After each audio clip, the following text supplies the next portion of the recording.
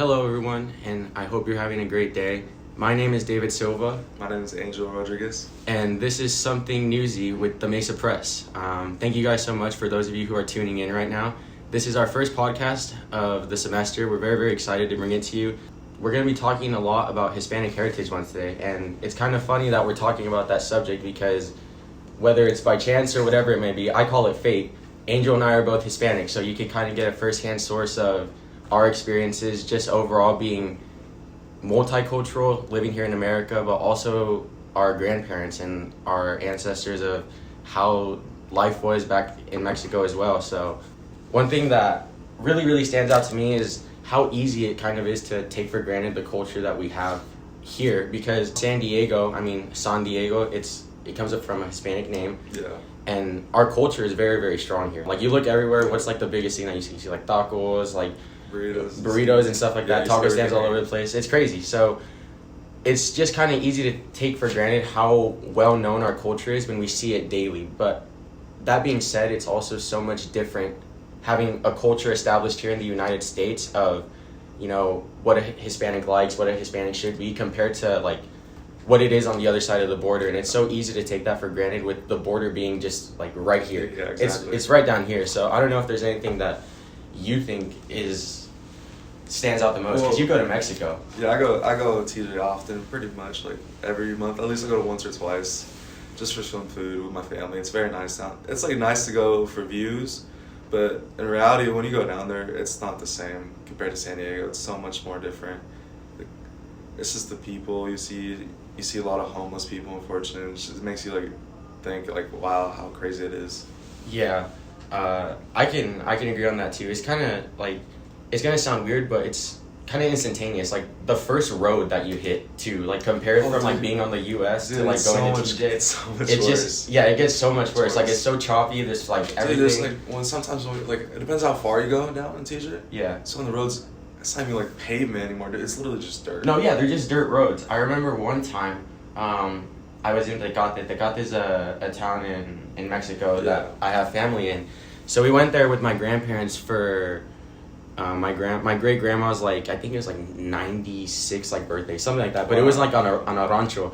But I remember when we were getting there, it was just like we took like this weird pavement road, and then like out of nowhere my grandpa makes a right. Then we're going downhill on just like a windy dirt road, and you look over to your right and it's just like you're on the road and there's like nothing to the right. It's just like we're just here, ride or die right now. Yeah, exactly. It's just empty land. Yeah, so that's kind of funny though. But wait, as a Mexican, do you speak Spanish? Here's the thing. I can speak Spanish, but I don't speak it very, very fluently, if that makes sense. I could hold my own in a conversation, but when it comes to advanced words, I kind of, like, I get lost a little bit. I won't lie. Yeah, I don't speak Spanish at all, unfortunately. Yeah. And that's, like, I think one of the main things I took for granted as a little kid. My parents, they would teach me how to speak Spanish. But for me, I always grew up going to school to white areas.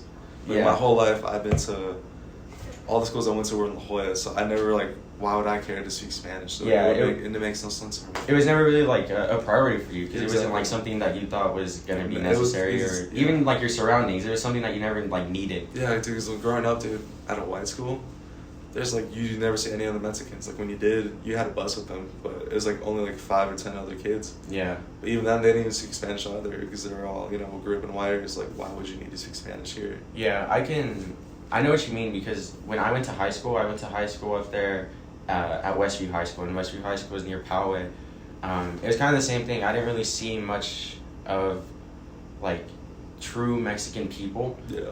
And when I did see people who were Mexican or who I thought were Mexican, obviously you get influenced a lot by your surroundings, and it's very easy to get influenced by surroundings, I think. Yeah. And I think that plays a huge role as to the key differences in culture here in America compared to the culture that is established and known in Mexico, because there it's just like, it's in your blood, and obviously here being a Mexican American, you like say that it's in your blood, but I feel you won't really know that true value of being like a true Mexican or like true nationality, true Hispanic, until you've been to that motherland and see your homeland. Yeah. Because it really is different. I don't want to say a third world country, because that's stretching it by a long shot, but in a sense it's vastly different. It's very easy to take that for granted when you've just known being in, whether that's San Diego, wherever you are, for your whole life, Yeah. So That leads me to my next question. Where's your family from? Do you know where your family's from? Because I have an idea, I think, of where my family's from. So I just want to know, like... My family? Okay, so my grandparents from my dad's side. My grandpa is from TJ, from TJ himself. My grandma, actually, I always forget. I think it's Guadalajara. That's where my grandma's from, really? too. Yeah, I'm dead serious. Yeah. My grandma's from Guadalajara, and then my grandpa on my mom's side is from Sinaloa. Oh, really? Yeah.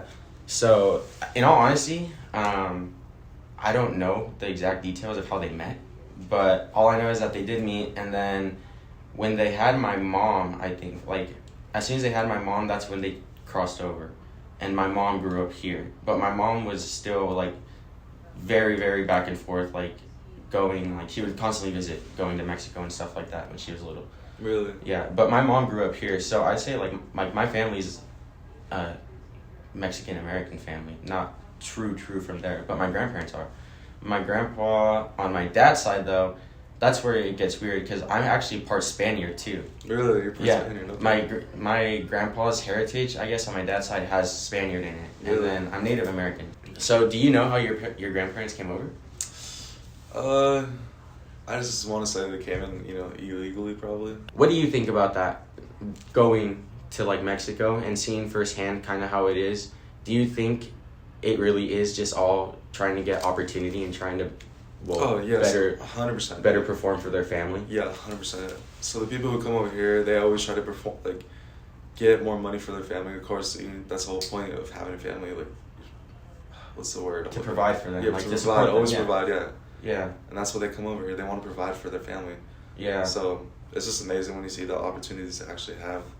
Yeah, it is, and it kind of sucks for those people when they have kind of like a negative stereotype built upon them. Oh, yeah. Just because they're trying to work hard and like you said, provide and support for their families. Do you think that kind of like, do you think that kind of affects you and like your mentality at all, or like do you really pay attention to those stereotypes when it comes Honestly, dude, no. When it comes to stereotypes, I don't care for those stereotypes. Like, why am I gonna listen to that if someone's like, I don't know, is like talking like that about me? I'm like, why would I care? I don't even know who you are. Like, why would you care? Why would you assume these things about? Yeah. Why would you just exactly. assume this stereotype? This is dumb.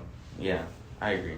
One thing that my dad always tells me is that we really are one of the hardest working people out there, and it shows, because everywhere you see, whether people like to clown on it or not, you're trying to provide for your family. We're always out there like trying to work, trying to find something to do so that our next generation to come can be supported and have that type of thing. And I think that's kind of embedded in our roots, I think, because we're a huge like family. Yeah, it really is embedded, because my grandpa, he always tells me, every time I go to his house, he's like, don't take everything you have for granted, always appreciate everything your parents gave you, because without me, like, they wouldn't have much without me, you know what I mean? Yeah. And my grandpa's always constantly reminds me about that. Every time I go to his house, always be thankful for your parents.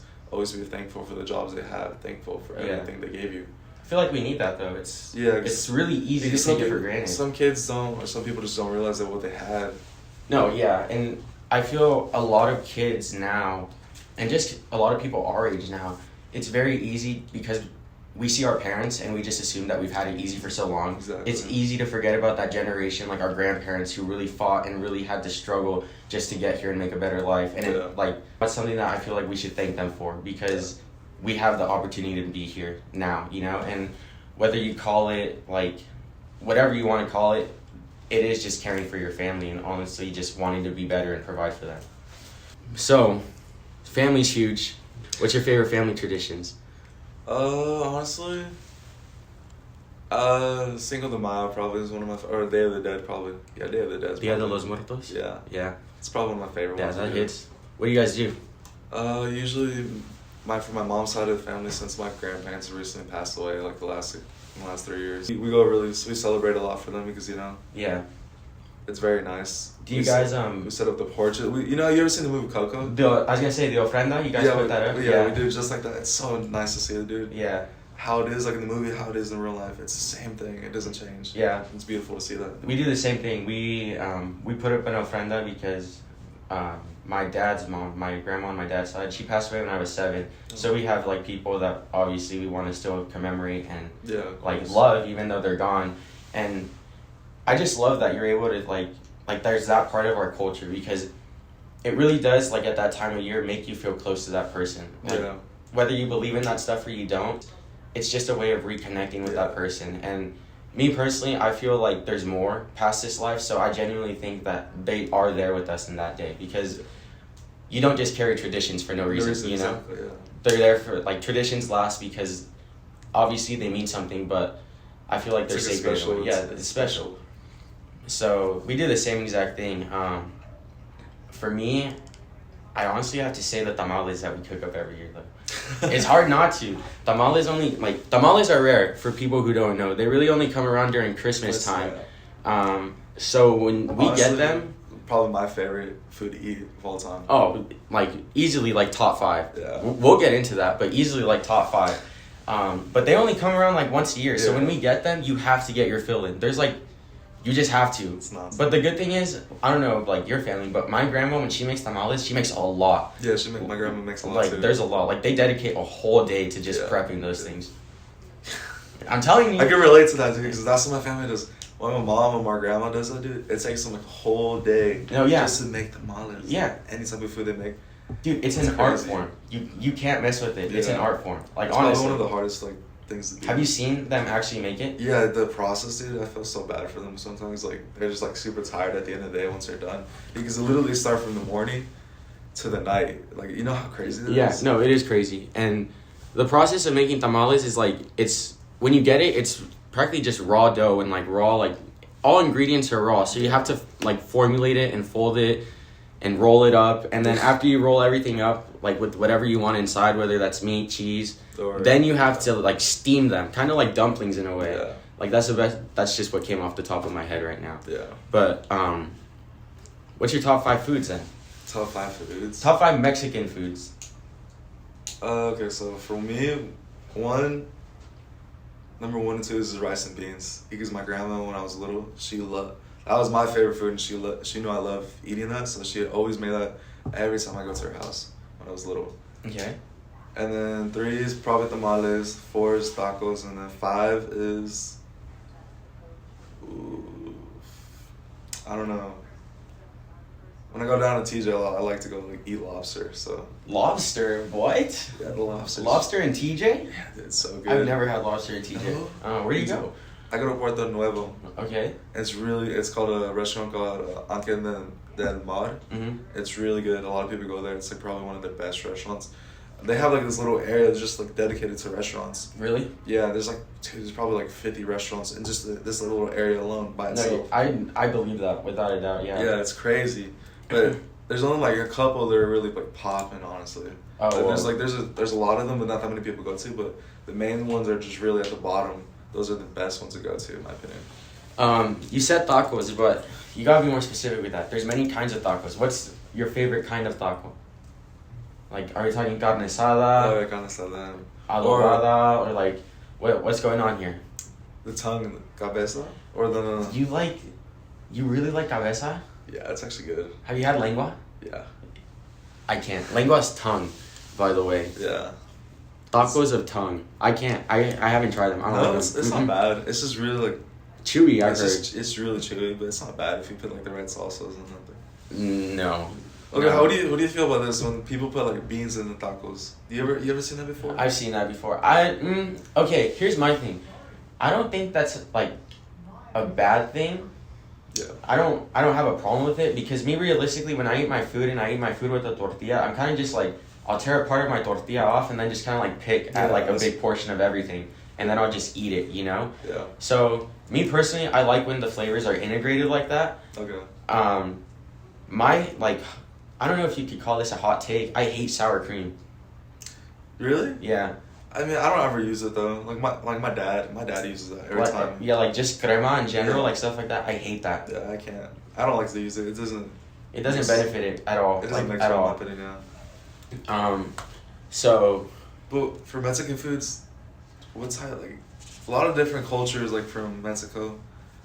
A lot of like the foods is actually really different compared to like to everywhere else. You know? Oh yeah, they are. It's crazy because you have like, I'm blanking on the country right now, but you'll have like similar foods but just different ingredients used for that similar food. So it's Yeah. like you have different types of rice, even though it's like all Hispanic rice, it's seasoned differently or something like that. It's really And then like you'll go into like getting like different types of empanadas or like things like that. It's just constantly changing. Like everyone's putting their own spin on it, but it's so good that it's everywhere. Yeah. If you look at it, like I think we rule the world when it comes to food. I'm just saying, it's good, dude. Like we have really good food. Yeah, honestly, we do. We probably do have like one of the best foods. Because I'm thinking off the top of my head, like my favorite foods right now, I have to go number 1, chilaquiles. Oh, it's actually so good. Yeah. You see, look at that. That just hits different. And then from there, I have to go. What about chorizo? Chorizo. I love chorizo. I was gonna say chorizo con huevos is good. Eggs with chorizo. That's actually really good too. Yeah, that's good. I'm just trying to think. Like enchiladas, so good. And then, does your mom make caldo? Yeah, but me personally, You don't like? Don't tell me you don't like caldo. I don't like it at all. Really? Like you don't like albondigas or anything like that? Dude, you are crazy. Yeah. What? I mean, I just never liked it, dude. Like on a day like today, if you go home and your mom's like, I made caldo. Dude, you're she not made it gonna- yesterday. You didn't eat? Are you serious? Yeah, I don't like that. I can't. What caldo did she make? Caldo de arroz. Dude, how did you not eat that? Dude, I just don't like it. I tried it so many times. Like, believe me, I tried it. I just don't like it one bit. Yeah, man. That's like okay. That's me with Like, I might get judged for that one alone. I'm not gonna lie. You probably will, honestly. I can't believe you are Mexican and you don't like caldo. That is crazy. I know, right? So, I mean, I think that pretty much covers what we have for the time right now. Yeah. Thank you for talking with me. I mean, kind of No just problem. going on and on, experiencing Exactly. our culture together and just being able to elaborate. That's pretty cool. Yeah.